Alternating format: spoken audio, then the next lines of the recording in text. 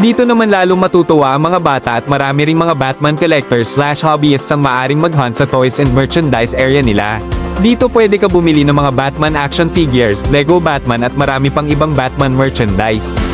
At syempre para sa mga toy car enthusiast na tulad ko, hindi pwedeng mawala ang Batmobile and Batcycle toys and collectibles. Napakarami ding mga plastic models, battery-operated at remote-controlled Batmobiles.